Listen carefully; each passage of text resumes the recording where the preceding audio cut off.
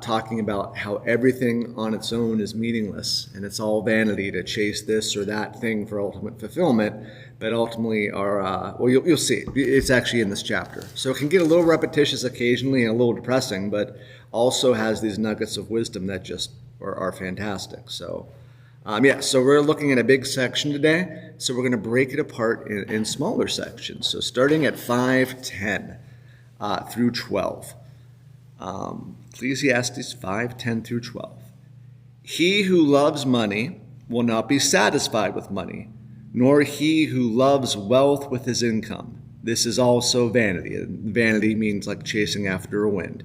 When goods increase, they increase who eat them, and what advantage has their owner but to see them with his eyes? Sleep is better. Do I keep going for this? Yeah. Sleep is better, or sweet is the sleep of the laborer, whether he eats little or much, but the full stomach of the rich will not let him sleep. So how would you rephrase? Look at verse 10 now. How would you rephrase verse 10 in your own words? He who loves money will not be satisfied with money, nor he who loves wealth with his income. This is also vanity. How would you rephrase that in your own words? Well, you never have enough. Yeah. You just want more and more and more. Mm-hmm. Rolling Stones, I can't get no satisfaction. I feel like that kind of gets them, even though they weren't rich at that point.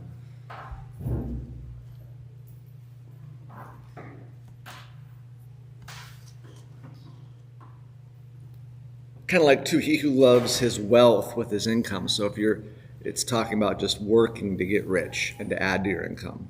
And again, so the guy's saying, that you'll never be satisfied if that's your only reason for toiling, and you'll never be done toiling. I like the have you ever noticed these never satisfying tendencies in your heart? And it doesn't have to be about money only. Is there anything in your life that people or even yourself often chase for fulfillment, but end up like just spending yourself dry? When I was growing up, I was moved around. And unfortunately, when I got married, I thought that was the end of it. Mm-hmm. And by the time he had moved me 6 times, I was walking up and down the street saying, Lord, I'm telling you, I've had enough of this. I don't want any more. I'm not going to move from here. And he said, okay, but now you have to go to work. Mm-hmm. So I hadn't worked before then, and he gave me, I've been there, 54 years now, I guess. You're retired though now, aren't you? Or are you still trucking away there? Pardon me? Are you still working there, or are you retired? Yeah. And, But you've been at the same location for 50. 34 years I worked at Friday. Yeah. And I like the this line here in verse 12. So skipping ahead, I'll read the Timothy passage. So the Timothy passage actually, helps us to understand what it means to temper sort of that unsatisfied mindset. Those who desire to be rich fall into temptation, into a snare, into many senseless and harmful desires that plunge people into ruin and destruction. For the love of money is a root of all kinds of evils. It is through this craving that some have wandered away from the faith and pierced themselves with many pangs. So again, it's that love that, so it's, and we'll talk about in a couple minutes what a proper relationship with money is, but sort of what the author's getting at is that never satisfied love. I want more, I want more, I want more. I like verse 11. This was kind of funny. When goods increase, they increase who eat them. And one advantage has their owner, but to see them with their eyes. So what phenomenon is the author talking about here? When goods increase, so it is they who eat them.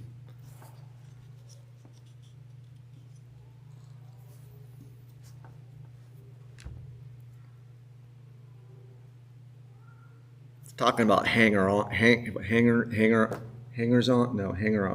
are they called? Those fish that eat stuff off of sharks. Sucker fishes. Yeah, like that's what he's talking about. When when you come into this wealth, so are the people that are going to surround you and want to eat what you got. And if you hit the lottery, yeah, that's a monster. Yeah. So I just thought that was kind of a funny way to put it. All right, verse 12. What do you think the author's trying? Oh, really quick. And so, I've quoted this guy many times just because, it really is true. So from a Notorious B.I.G. in the 90s, he was a rapper. He died, sadly. P. Diddy. P. Diddy. I won't get it. Actually, it was P. Diddy. His name was underneath, and for the sake of all of us, I cropped that out. But anyways, he said, "Mo money, mo problems." So the more money you get, the mo problems you're going to have, and the mo problems are going to be people hanging on and all that stuff. So that's really what he's getting at, So the more unsatisfied you are, it's going to cause mo problems and mo problems. It's a good song. Look it up, even though it does have P. Diddy. Do you remember that song? You probably were too young. You were like 10 when that came out, weren't you? More money, more problems? Yeah, I mean, it's Notorious B.I.G. Yeah, it's true, yeah. Even out here they were playing that? Yeah, okay. Pickup trucks. All right. So I like verse 12. Sweet is the sleep of a laborer, whether he eats little or much, but the full stomach of the rich will not let him sleep. What do you think the author is trying to say here? In this little pithy proverb. Somebody that works hard for their money relishes it more than somebody that it comes easy to. Yeah, that's one of the things. Yes, so he's spent his time well, and he's tired and he can actually sleep.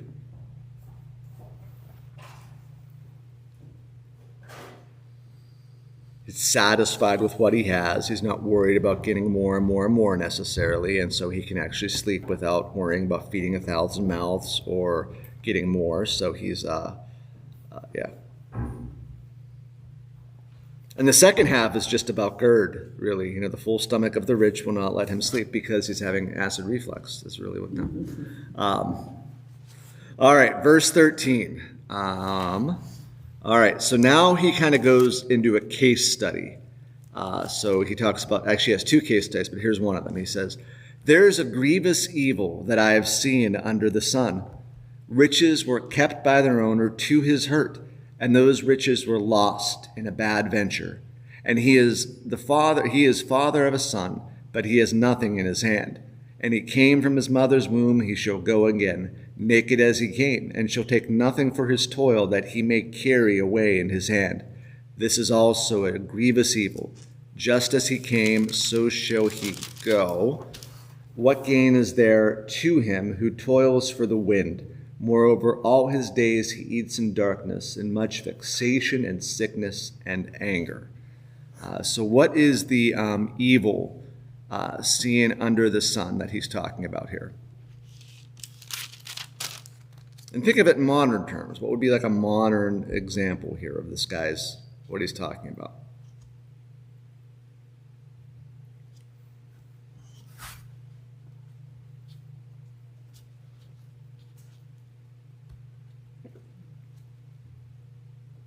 All of his struggle was really for naught.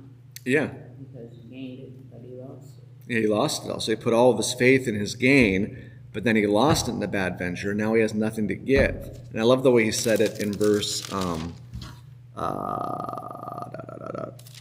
right in the page turn. That stinks. Just as he came, so shall he go. And what gain is there to him who toils for the wind? So putting all of his faith in his money, it blew away in a bad venture or whatever, and it could be a health incident, it could be anything. And all of his life was spent toiling for that, and it all just puffed away, and he couldn't give it to anybody, so there was absolutely no gain. I thought about my friend's, trying to speak as honestly as I can here, my friend's father, he owned a very successful business. I won't say what business it is because then I might know, but they had a house on the hill, and it was like the biggest house in the neighborhood. They always had people over, and he got in trouble for tax evasion. Whether it was intentional, we don't know, but he lost everything. And I just remember how deflated a person he became afterwards. He's okay now, but it was just like everything was that. And when that got taken away, it was completely whatever. And so, I mean, it's something that does happen. Must have had a bad account.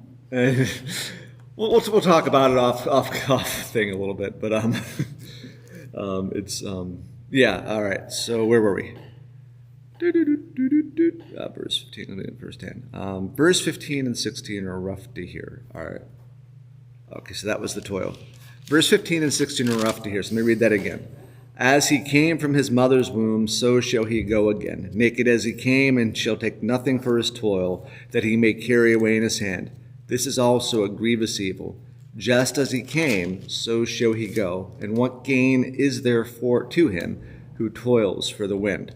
So obviously he's talking about the bad venture, but there's also a universal principle here. So what is this message to the average Joe and Jane who may not be wealthy in the worldly sense of the word? And what's the message for us? Should be Jack and Jane, shouldn't it? Money doesn't solve everything. Yeah, money doesn't solve anything. Be careful what you're toiling for. It might not have to do with money at all. Yeah, it might. Yeah, this thing. Life. Yeah, if you're making your value over your relationships, that could end like. So it's anything that you put your. You have a hobby that takes over your life. Listen, okay, I've been buying too many guitar pedals lately, and it really is. It's my midlife crisis. I got a lot of pressure, man. Just turned 45. Sorry. I didn't want to bring it up. I know. I've actually, I'll confess about that some other time, but yeah, I'm struggling with that a little bit right now. And you were like, guitar pedals, what are those? But yeah, I've been struggling with that. All right, again, 1 Timothy, this passage, what we're reading today just goes perfectly with 1 Timothy. Godliness with contentment is great gain, for we brought nothing into the world, and we cannot take anything out of the world. So really, not just riches, though it includes that. It's just knowing that being content with what God provides day by day and enjoying that, because ultimately we don't get to bring that out of the world. I mean, we came naked and we'll leave naked. I'm going to wear a good suit, but still. All right. Verses 18 through 19. Here the preacher stops being a Debbie Downer and lets in some positivity. Ready to get happy? All right. Behold, what I have seen to be good and fitting is to eat and drink and find enjoyment in all the toil with which one toils under the sun, the few days of his life that God has given him, for this is his lot. Everyone also to whom God has given wealth and possessions and power to enjoy them, and to accept his lot and rejoice in his toil. This is the gift of God. For he will not remember the days of his life, because God keeps him occupied with the joy in his heart. So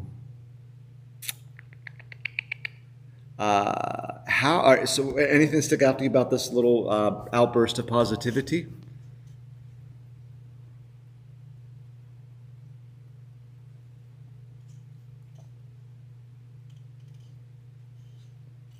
But how about a better question? How can we go about enjoying the gifts of God? And this is a tough one, without becoming never satisfied lovers of money, possessions, relationships. That's a tough one. How can we enjoy the gifts without putting them? Probably enjoy the moment you're living in. Mm-hmm. Seize the day. Even at work, like I'm doing 7 things on one meeting. Yeah. Enjoy that meeting. Yeah. So. Not to worry about the past or the future. Mm-hmm. No, yeah, it's Jesus. Yeah, it's the trust that God will provide. Don't worry about whether your riches will be here tomorrow or whether this will be. Just enjoy the day. Enjoy the grandchild. Enjoy.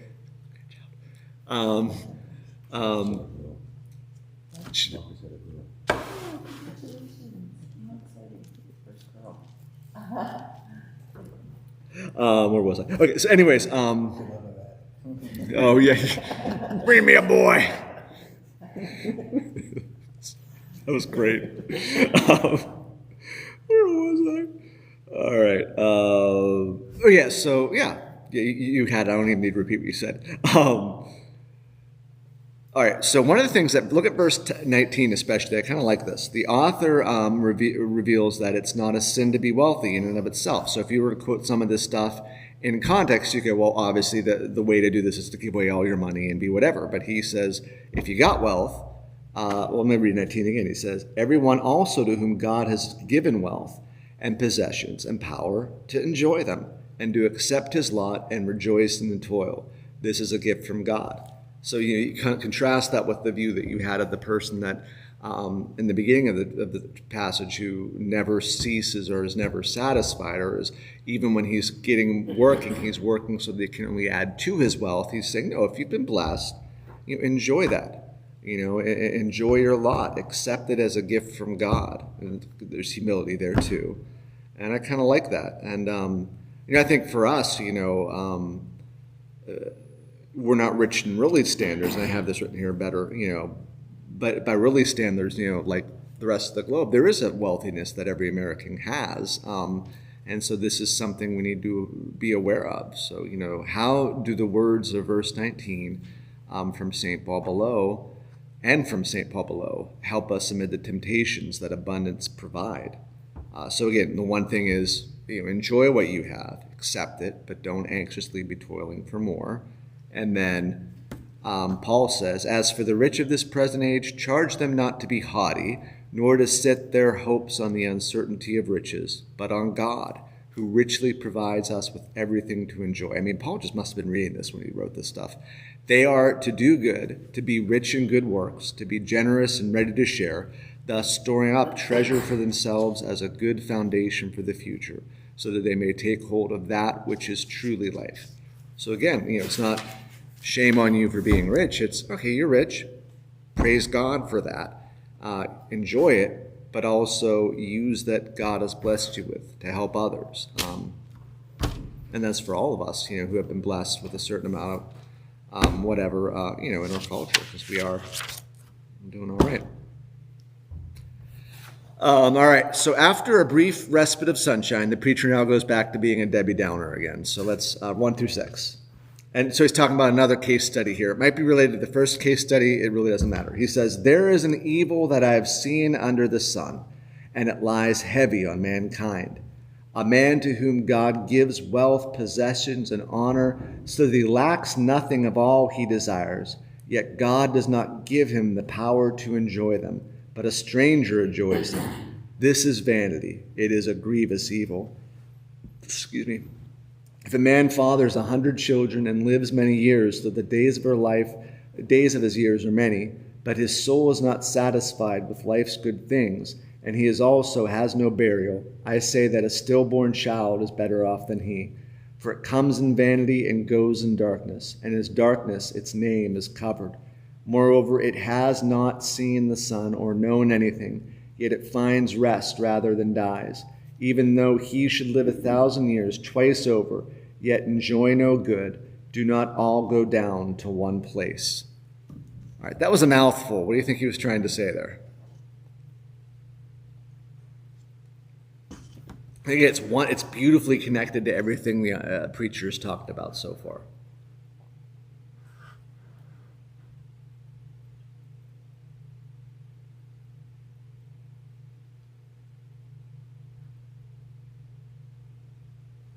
You think of it this way, what he's saying is this person was given all the stuff, and yet God did not give him the power to enjoy it. And then when you read a little further, it says, and this is things of prosperity, so the more children you had in ancient culture meant the more blessed by God you were.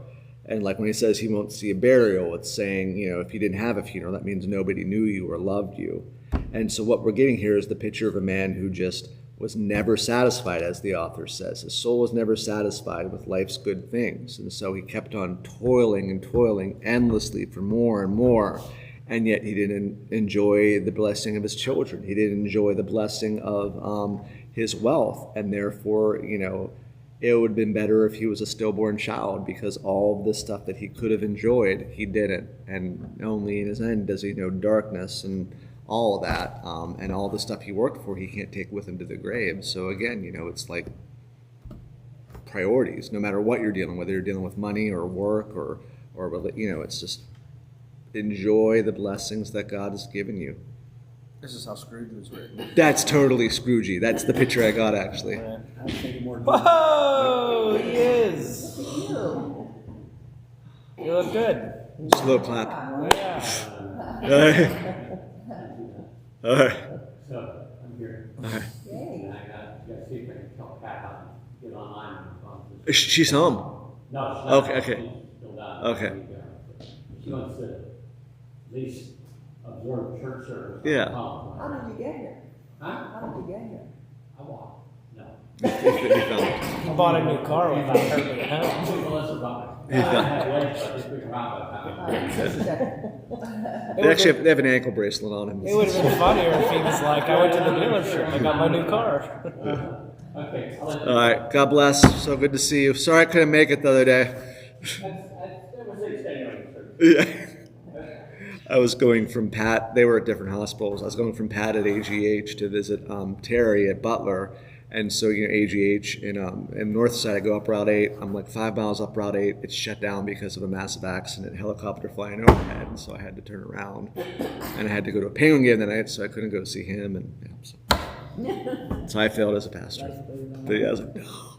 All right.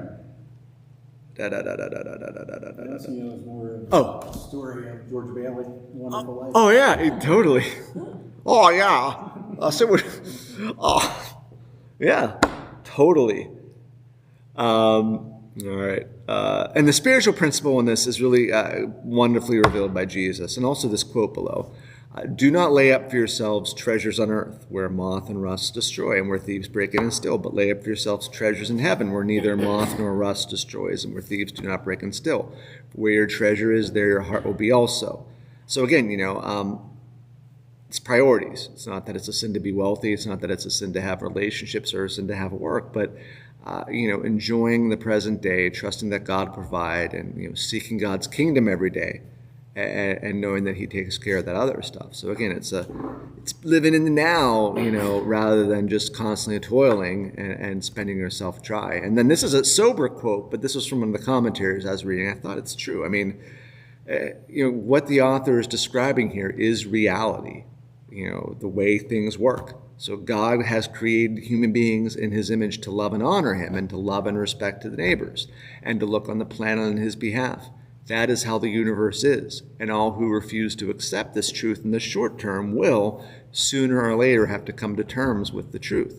So if I'm toiling for more and more, not that God is a vengeful God in a sense, but I'm going to find out that that's meaningless, whether it's through a health incident or something, or and so the universe corrects itself because God designed things to work a certain way, and so yeah.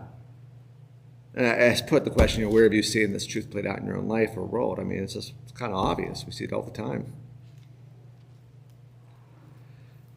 All right, verses 7 through 9.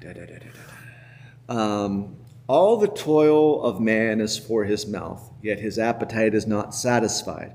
For what advantage has the wise man over the fool? And what does the poor man have who knows how to conduct himself before the living? Better is the sight of the eyes than the wandering of the appetite. This is also vanity and a striving after the wind. So here the preacher is showing. One sec. Don't read ahead. So better is the sight of the eyes than the wandering of the appetite. This is also vanity, a striving after the wind. So what does it mean that better is the sight of the eyes than the wandering of the appetite? And again, think of everything we've read so far. Not so far in this, but this little section here.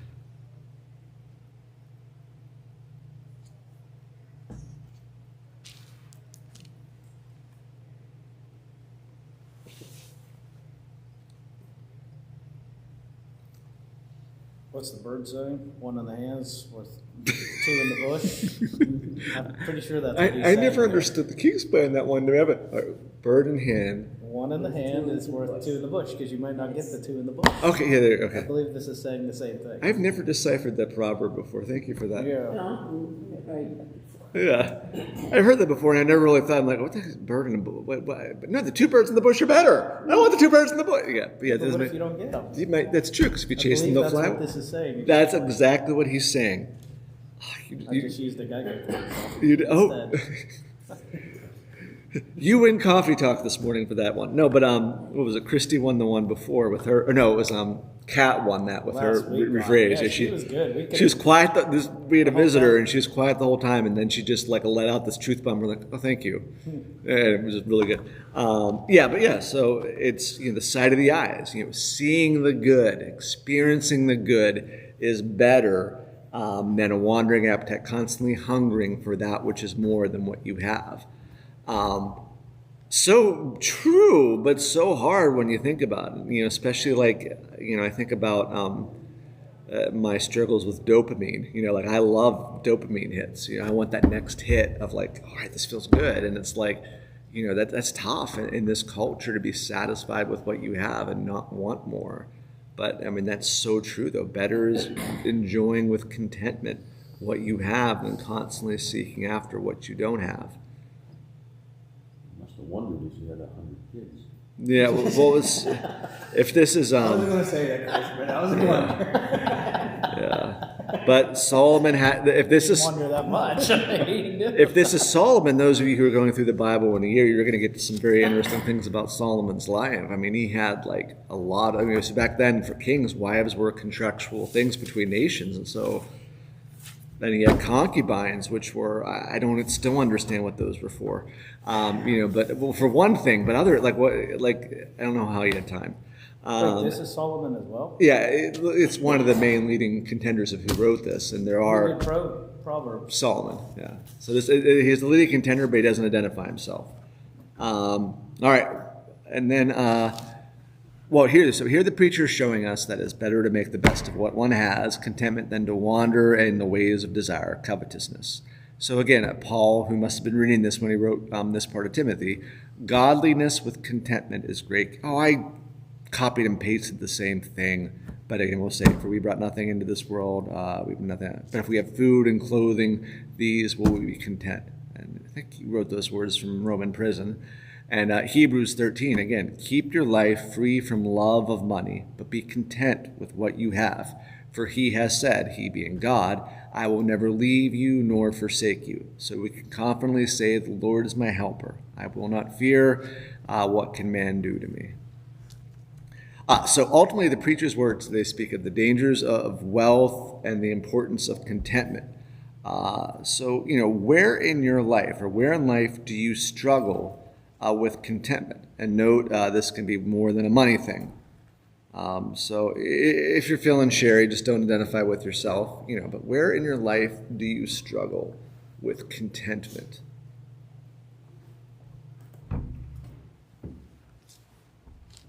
Probably just with like social media nowadays, everybody just wants to keep up with everybody. Yeah. So even though it's fake, Yeah. everybody's fake on it. Oh, yeah. So I saw you posted, and I was like, boy, I want to do what Pastor Shaw Yeah. did. Easy. Oh, look at. Oh, he looks blessed. I wish I had what he had. Yeah.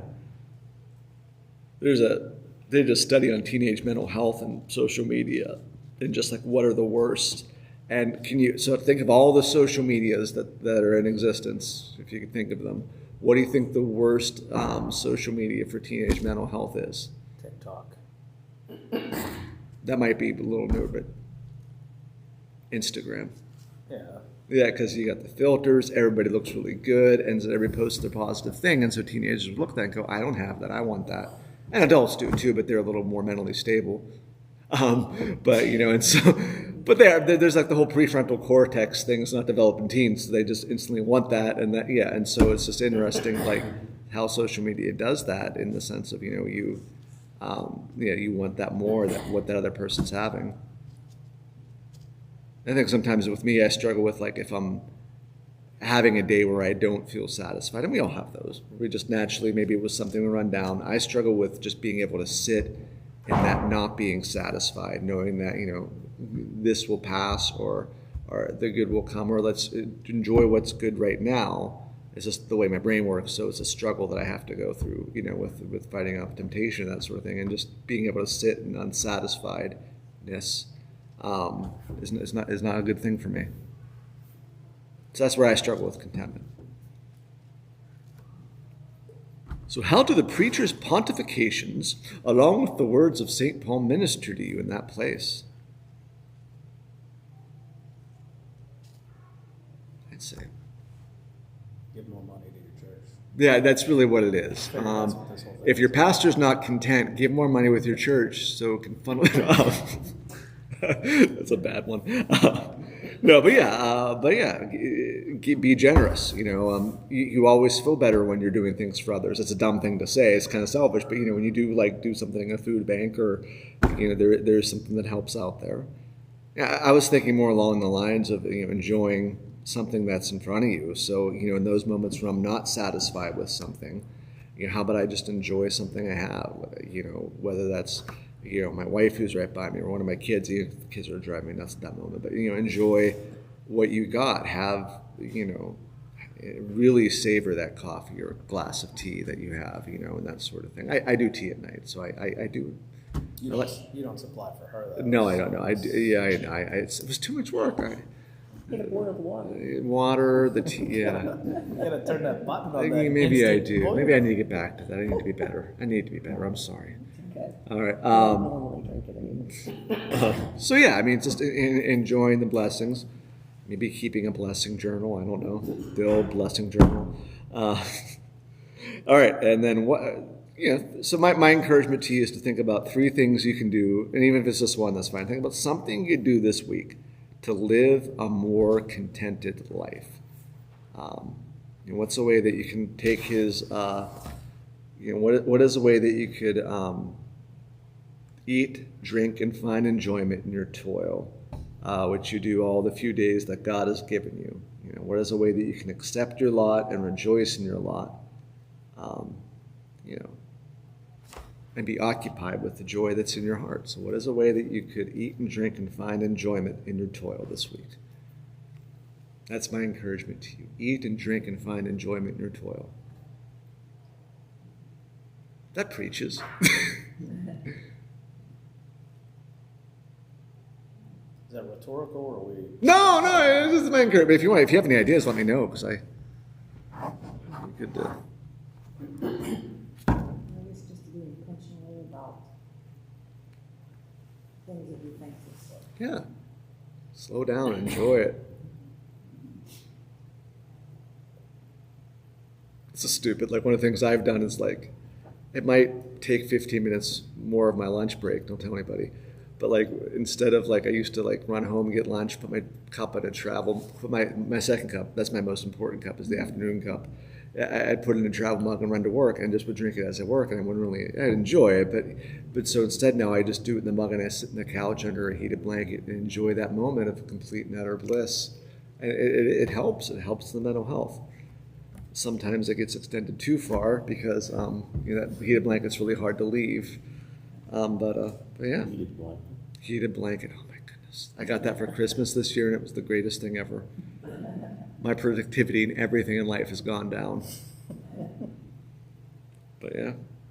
Oh, I don't like this angle over there. Yeah. Forgot to turn the backlight off, so I'm really washed out. All right. You need some filters. Why I have because we did it in my office, I have to turn the backlight filter on, and that lightens the face when I don't have backlight, and I turned that off. You need to record through Instagram. Yes, I do. Oh, so I look better. All right, well, that's all. Let me turn this off, and then we can talk.